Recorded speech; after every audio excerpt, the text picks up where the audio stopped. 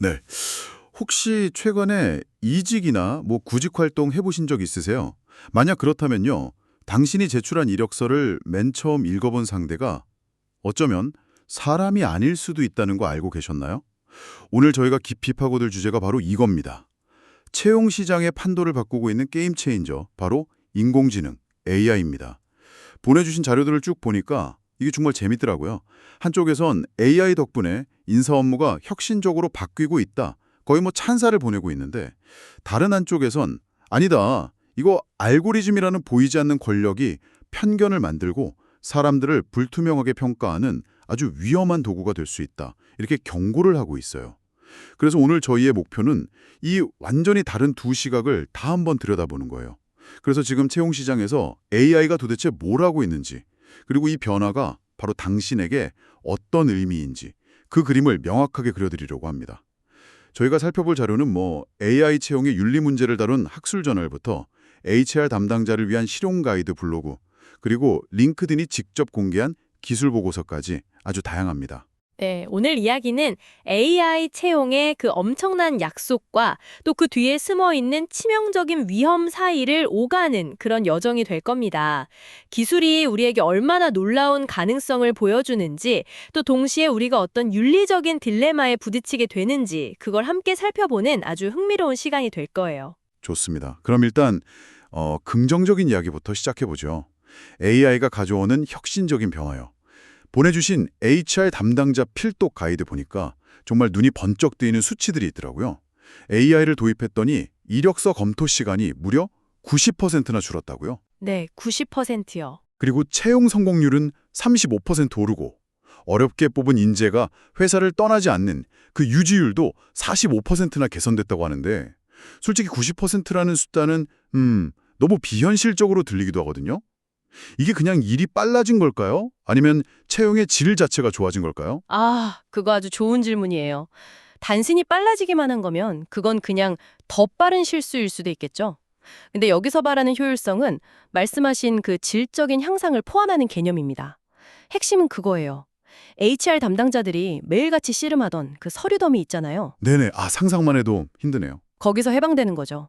AI 덕분에. 끝도 없는 면접 일정 조율 같은 반복 업무에서요. 그리고 그렇게 아낀 시간을 어디에 쓰느냐? 바로 지원자랑 더 깊이 소통하고 우리 회사에 진짜 필요한 인재가 누군지 이런 훨씬 본질적인 고민에 쓸 수 있게 되는 거죠. 그러니까 단순 노동은 AI한테 맡기고 사람은 더 사람다운 일에 집중하게 된다. 이런 말씀이시군요. 그게 구체적으로 어떤 방식으로 가능한 건가요? AI가 채용의 각 단계마다 아주 고도로 특화된 역할을 하기 때문에 가능해요. 몇 가지 실제 도구들을 예로 들어볼게요. 먼저 인재를 찾아내는 소싱 단계에서는 뭐니 해도 링크드인 리크루터 AI가 거의 독보적입니다. 이게 전 세계 8억 명이 넘는 프로필 데이터베이스에서 그냥 프론트엔드 개발자 이렇게 검색하는 수준이 아니에요. 그 정도가 아니에요. 네. 예를 들면 리액트 경험이 3년 이상이고 과거에 스타트업에서 일하는 걸 선호했으며 현재 서울에 사는 인재처럼 아주 복합적인 조건으로 거의 탐정처럼 사람을 찾아내죠. 와, 그건 사람이 일일이 하려면 정말 며칠 밤 새워도 못할 일이겠네요. 거의 프로파일링 수준인데요. 맞아요. 근데 최근엔 한술 더 떴어요. 하이어링 어시스턴트라는 기능까지 나왔거든요.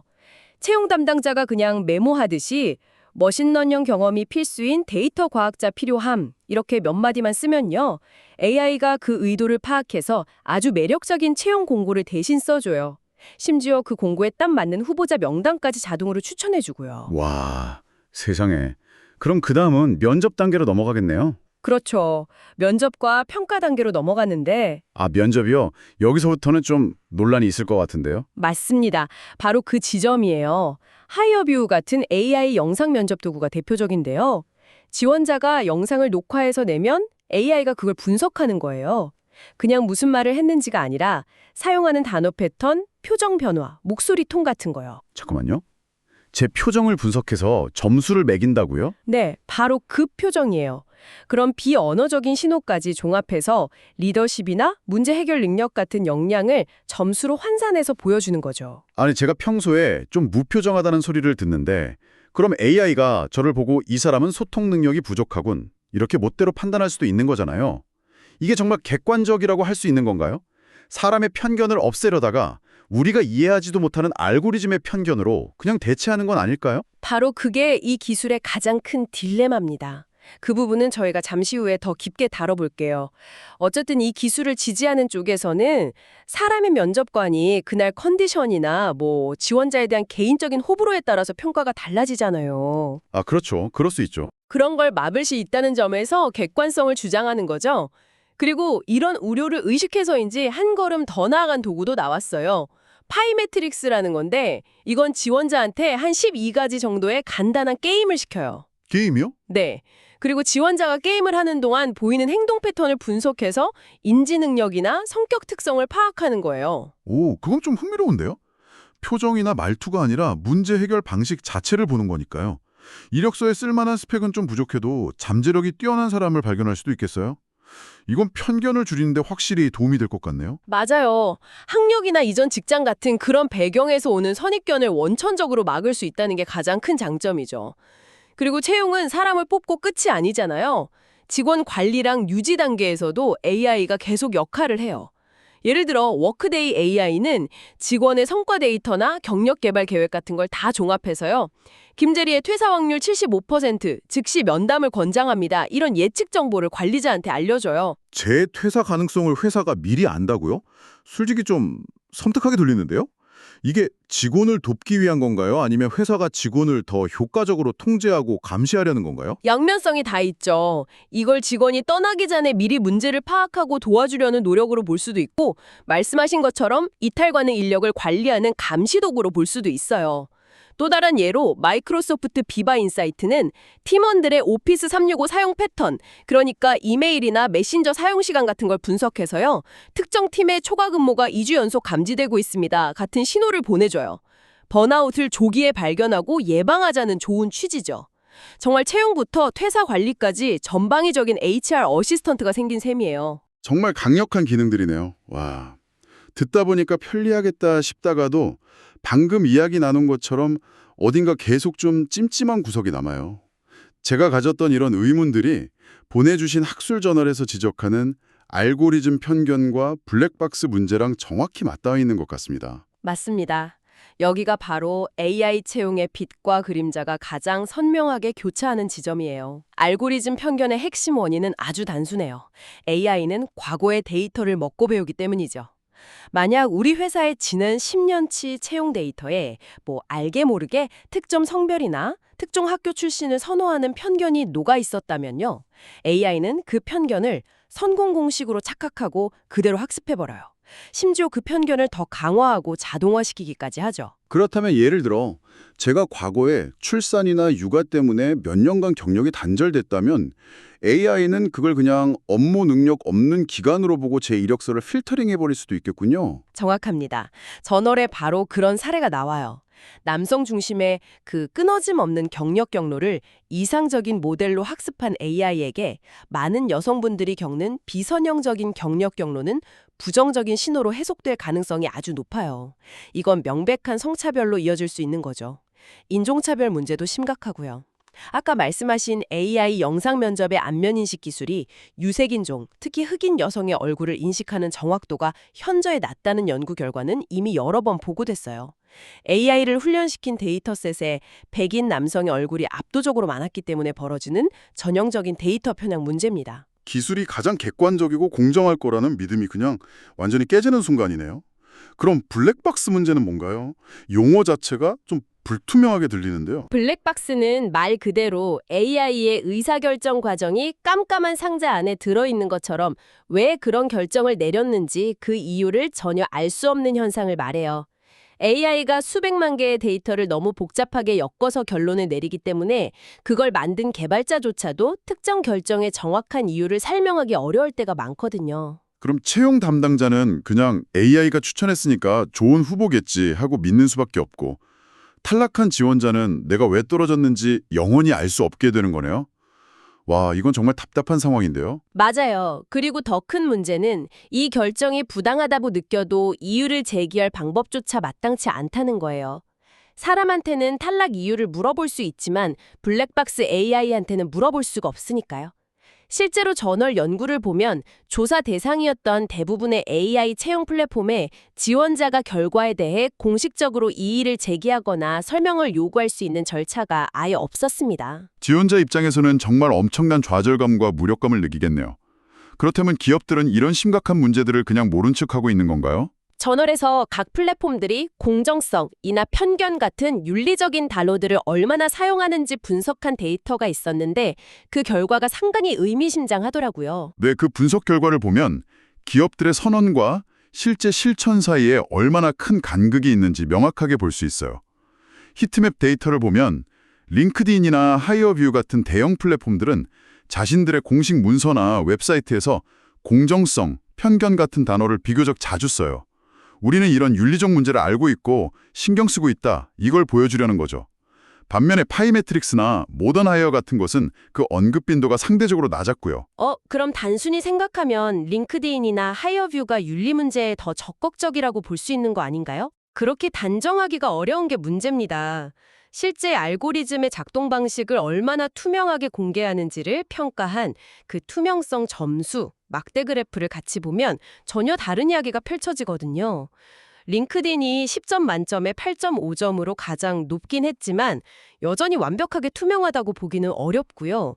그 뒤를 하이어뷰, 파이매트릭스가 이었고 모던하이어는 4.3점으로 가장 낮았죠. 그러니까 겉으로는 공정성이라는 말을 많이 하는데 정작 그래서 당신의 AI는 구체적으로 어떻게 공정성을 확보하는데요? 라고 물으면 제대로 답을 못하고 있다는 거네요. 바로 그겁니다. 이 두 데이터를 종합하면 많은 기업들이 윤리 원칙을 내세우는 게 저널의 표현을 빌리자면 상징적이거나 공허한 구호에 그치는 경우가 많다는 결론에 이르게 돼요. 그리고 이런 불투명성이 지원자들한테 엄청난 불안감과 스트레스를 주는 거죠. 내 이력서와 내 영상이 도대체 어떤 기준으로 평가받는지, 혹시 내가 통제할 수 없는 어떤 편견 때문에 불이익을 당하는 건 아닌지 전혀 알 수가 없으니까요.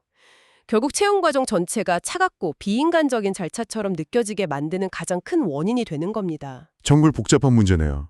장점은 분명한데 단점도 너무 치명적이고. 그렇다면 이 모든 정보는 이 방송을 듣고 계신 당신께 어떤 의미가 있을까요? AI 시대의 구직자로서 혹은 관리자로서 우리는 이 상황에 어떻게 대처해야 할까요? 이 기술을 그냥 버려야 할까요? 아니요, 그럴 필요는 없어요. 여러 자료에서 공통적으로 제시하는 해법은 아주 명확합니다. AI를 인간을 대체해야 하는 존재로 보는 게 아니라 비행기의 부조종사로 활용해야 한다는 거예요. AI의 판단에 맹신하고 모든 결정권을 넘겨주는 게 아니라 최종 판단은 인간인 기장이 내리되 AI라는 부조종사의 데이터 분석과 제안을 현명하게 활용하는 파트너로 삼아야 한다는 거죠. 부조종사라. 비유가 확 와닿는데요. 그럼 기장인 인간과 기업은 구체적으로 뭘 해야 할까요? 먼저 기업 차원에서는 학술 저널에서 강조하듯이 설명 가능한 AI 기술을 도입해야 해요. AI가 왜 특정 후보자를 추천했는지 혹은 탈락시켰는지 그 판단 근거를 사람이 이해할 수 있는 언어로 설명해주는 기술이죠. 그리고 외부의 독립적인 기관으로부터 우리 회사 채용 AI가 공정한지 정기적으로 감사를 받는 노력도 필요하고요. 또 블로그 포스트에서 지적한 것처럼 아주 간단하지만 중요한 실천이 있어요. 지원자들한테 우리 회사는 채용 과정에 AI를 사용하고 있으며 이러한 방식으로 당신의 역량을 평가합니다. 라고 투명하게 알리는 것만으로도 신뢰를 쌓는 데 큰 도움이 됩니다. 결국 투명성이 핵심이군요. 그럼 현장에서 직접 채용을 담당하는 사람의 역할도 달라지겠네요. 물론이죠. AI를 활용해서 잠재 후보자 수십 명에게 보낼 스카우트 제안 메시지 초안을 1분 만에 만들 수 있어요. 하지만 그걸 그대로 복사 붙여넣기로 보내서는 안 된다는 거죠. 그 초안을 바탕으로 마지막에는 반드시 사람이 직접 그 후보자만을 위한 마침 메시지를 더하고 우리 회사의 진심과 목소리를 담아서 수정해야 합니다. 인간의 공감 능력이 더해져야 한다는 겁니다. AI가 초안을 잡고 인간이 거기에 영혼을 불어넣는 작업이네요. 정확해요. 텍스티오라는 도구의 사례가 이 부조종사 모델의 힘을 아주 잘 보여줘요. 이 AI는 채용 공고에 사용된 단어들이 어떤 영향을 미치는지 분석해 주는데요. 한 가지 놀라운 발견이 있었어요. 연봉 수준을 설명할 때 흔히 쓰는 업계 최고 수준의 경쟁력 있는 이라는 단어 대신에요. 투명하고 공정한이라는 단어를 썼더니 여성 지원자 수가 30%나 증가했다는 거예요. 와, 세상에 단어 하나를 바꿨을 뿐인데 그런 엄청난 차이가 생긴다고요? 또한 차이죠. 경쟁이라는 단어가 무의식적으로 좀 남성적인 이미지를 줘서 일부 여성 지원자들을 망설이게 했을 수 있다는 거예요.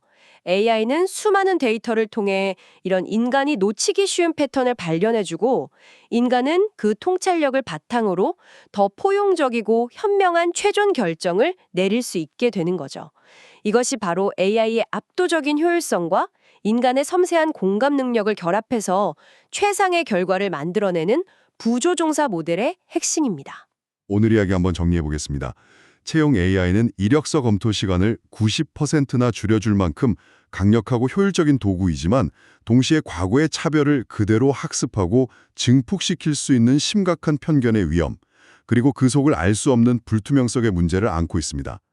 핵심은 기술을 무조건 거부하거나 맹신할 게 아니라 인간이 중심에 서서 이 강력한 부조종사를 현명하게 관리하고 통제하는 것이겠군요. 맞습니다. 부조종사라는 비유를 다시 한번 강조하고 싶어요. AI가 수억 개의 프로필을 분석하고 수십만 건의 데이터를 처리하며 최적의 항로를 계산해주는 동안 인간 기장은 그 정보를 바탕으로 최종 결정을 내리고요. 눈앞의 후보자와 진심으로 소통하며 관계를 맺고 우리 조직의 문화를 가꾸는 더 본질적인 비행에 집중할 수 있게 되는 거죠.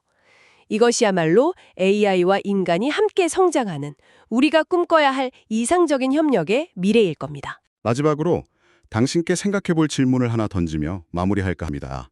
지금까지 우리는 기업이 AI를 사용해서 당신을 평가하는 방식을 살펴봤습니다. 하지만 이 구도가 완전히 뒤집힌다면 어떨까요? 당신이 고용한 개인 AI 비서가 당신의 경력을 분석해서 수백 개 회사에 각 회사가 가장 좋아할 만한 맞춤형 이력서를 순식간에 만들어 뿌리고 까다로운 AI 영상 면접을 통과할 최적의 표정과 답변을 실시간으로 코칭해주고 시장 데이터를 분석해 연봉 협상까지 대신해준다면요. 최고의 인재를 차지하기 위한 전쟁이 기업의 AI와 개인의 AI가 맞붙는 대결이 될 때 그 경쟁의 끝에서 진정한 승자는 과연 누구일까요?